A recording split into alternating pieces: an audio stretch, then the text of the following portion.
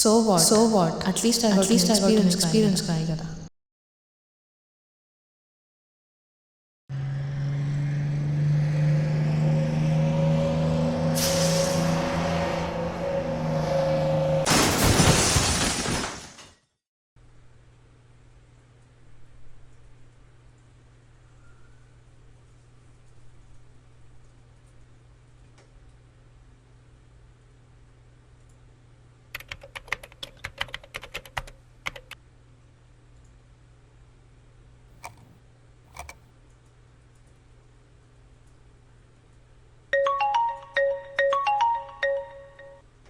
చెప్పమ్మా. హలో నాన్న, తిన్నావా?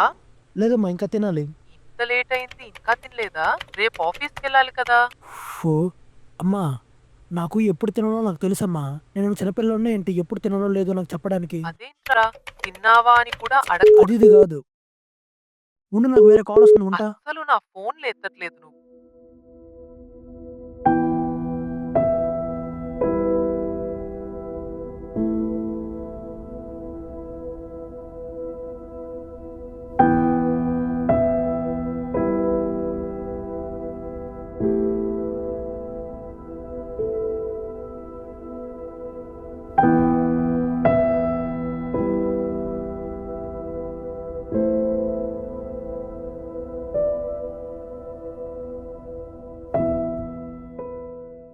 ఉండు, నాకు వేరే కాల్ వస్తుంది, ఉంటా.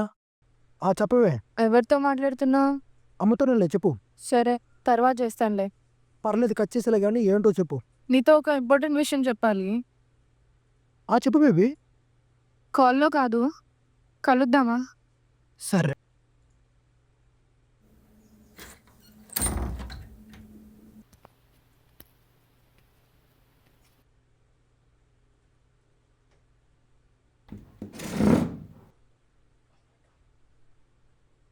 Hello, welcome to my first and last vlog. నేను నా వ్లాగింగ్ కెరియర్ని ఎప్పుడెప్పుడు స్టార్ట్ చేస్తానని వెయిట్ చేస్తూ ఉండేవాడిని.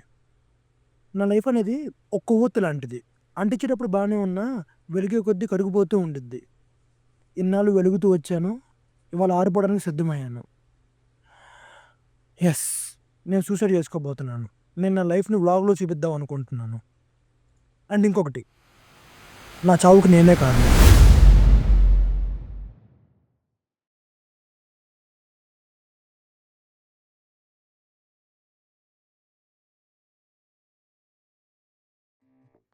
నా పేరు అశ్వత్ కుమార్. నేను ఒక కార్పొరేట్ వర్క్ ఫ్రమ్ హోమ్ ఎంప్లాయీని. వర్క్ ఫ్రమ్ హోమ్ అంటే తెలిసిందేగా, పని తక్కువ, పనికిరాని పనులు ఎక్కువ. 5 years నుంచి ఇదే జాబ్ చేస్తున్నాం. లాస్ట్ 1 year నుంచి జాబ్ మీద ఇంట్రెస్టే పోయింది. ఏదైనా క్రియేటివ్గా కొత్తగా చేయాలనిపిస్తూ ఉండేది. అలాగే స్టార్ట్ చేద్దాం అనుకున్నా, టు ఎక్స్ప్లోర్ ది వరల్డ్. చాలా వ్లాగ్స్ చూస్తూ ఉండేవాడిని. వర్క్ కూడా సరిగ్గా కాన్సన్ట్రేట్ చేసేవాడిని కూడా కాదు. వర్క్ చేయట్లేదని చెప్పి జాబ్లో నుంచి కూడా తీసేశారు.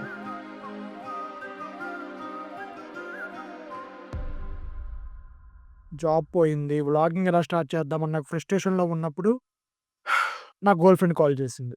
నీతో ఒక ఇంపార్టెంట్ విషయం చెప్పాలి. కలుద్దామా? సరే. ఏమంటున్నారు ఆంటీ? ఏం లేదు, నార్మలే. మార్నింగ్ చెప్పానుగా. జాబ్ విషయం చెప్పావా ఆంటీకి? చేస్తున్న జాబ్ గురించా, చేయబోయే జాబ్ గురించా? జాబ్లో నుంచి తీసేశారని చెప్పావా? లేదు. అవును, అది ఇంపార్టెంట్ విషయం ఏంటది? వేరే కంపెనీస్కి ట్రై చేస్తున్నావా పోనీ? లేదు. ఇంకా చేయవా? అయినా కొత్తగా అడుగుతావేంటి?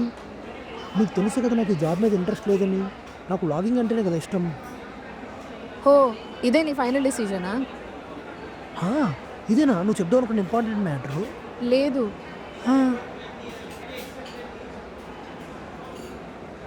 మరండి చెప్పు. అడుగుతున్నాగా, చెప్పు ఏంటనేది. Let's breakup. సారీ, ఒకసారి మళ్ళీ చెప్పు, ఏం చెప్పావు? మనం విడిపోదాం అశ్వత్. ఇలా లైఫ్ మీద సీరియస్నెస్ లేని వాడితో నేను ఉండలేను. అంటే ఇప్పుడు నాకు జాబ్ లేదని నన్ను వదిలేస్తున్నావు, అంతేనా? నీ ఇష్టం, నువ్వు ఎలా అయినా అనుకో. అంటే నా జాబ్ ఇన్కమ్ సోర్స్ వల్లే నువ్వు హ్యాపీగా ఉన్నావు, నాతో హ్యాపీగా లేవన్నమాట. At the end of the day మన లైఫ్ బాగుండాలంటే ఒక సెక్యూర్ జాబ్ ఉండాలి. అంతేగాని ఈ బుల్షిట్ బ్లాగ్స్ అవి చేసుకుంటూ కూర్చుంటామా? అయినా మన మేనేజర్‌కి నా మీద ఇంట్రెస్ట్ ఉందంట. తనతో లైఫ్ లీడ్ చేస్తే బావుంటుందనిపిస్తోంది. ఏంటి వాడా? వాడెలాంటి వాడో తెలుసు కదా! పోయి పోయి వాడిని పెళ్లి చేసుకుంటావా? వాడి ఏజ్ కన్నా వాడి బాడీ కౌంటే ఎక్కువుంది. అలాంటి వాడినా? So what? At least I got an experience guy గదా!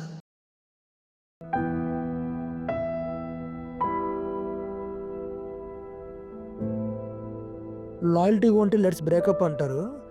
ఇలా లంగా పనులు చేసేవాడికి మటుకు లెట్స్ బిగిన్ న్యూ లైఫ్ అంటారు.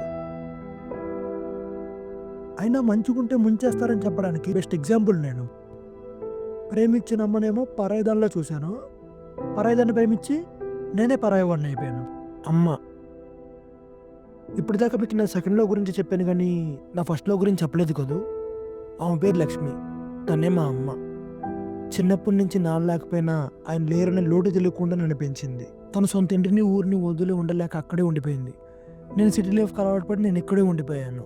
ఇది నా లైఫ్‌లోకి రాకముందు రోజుకి ఒకసారన్నా మాట్లాడేవాడిని. నెలకు ఒకసారన్నా కలిసేవాడిని. కానీ ఇది పరిచయం తర్వాత మాట్లాడడం కాదు కదా! కనీసం ఫోన్ చేస్తే కూడా రెస్పాండ్ అయ్యేవాడిని కూడా కాదు. అయినా అమ్మ ఫోన్ లిఫ్ట్ చేయట్లేదని చెప్పి తను వాట్సాప్‌లో వాయిస్ మెసేజ్ పంపించేది. నేనేమి చూడకుండా ఇగ్నోర్ చేసేవాడిని. అమ్మే కదా! తర్వాతన్నా చూడొచ్చుననే ధీమా. ఇప్పుడేమో వినడానికి, చెప్పడానికి మా అమ్మే లేదు. ఇప్పటికైనా మా అమ్మ చెప్పిన చివరి మాటలు విందాం అనుకుంటున్నాను.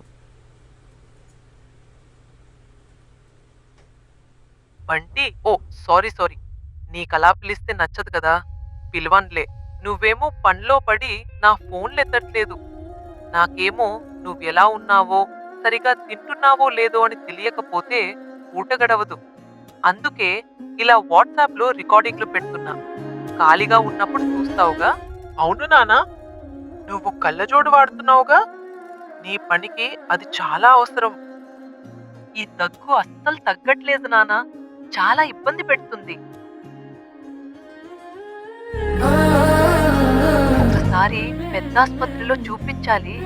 నువ్వు రాగలవా? ఈరోజు నేను డాక్టర్‌కి చూపించుకున్నాను. అదేదో జబ్బంట 3వ స్టేజ్ అంటున్నారు. వెంటనే జాయిన్ అవ్వమన్నారు. ఒకసారి నువ్వొస్తావా?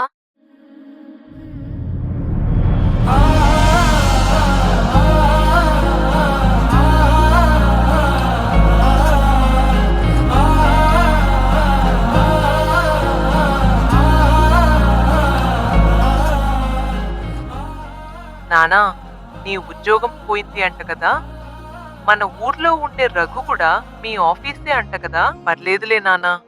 ఈ ఉద్యోగం కాకపోతే వేరేవి చాలా ఉన్నాయి. ఇప్పుడు ఉద్యోగం ఎలా, డబ్బు ఎలా అని టెన్షన్ తీసుకోకు. ఇంకోటి దొరికిద్దిలే. నానా, ఒకటి గుర్తుపెట్టుకో. నీకు ఉద్యోగం పోయినా, ఇంకెవరైనా వదిలేసి వెళ్ళిపోయినా నువ్వు ఎప్పుడూ ఒంటరివాడివి కాదు. నీకు ఈ అమ్మ ఉందిగా. అయినా నా కొడుకు బాధపడుతుంటే నేనిక్కడే కూర్చుని ఉండలేను. వెంటనే బయలుదేరి నీ దగ్గరకొస్తున్నాను. నాన్నా, నేను బయలుదేరాను. ఇంక నీ దగ్గరే ఉంటాను.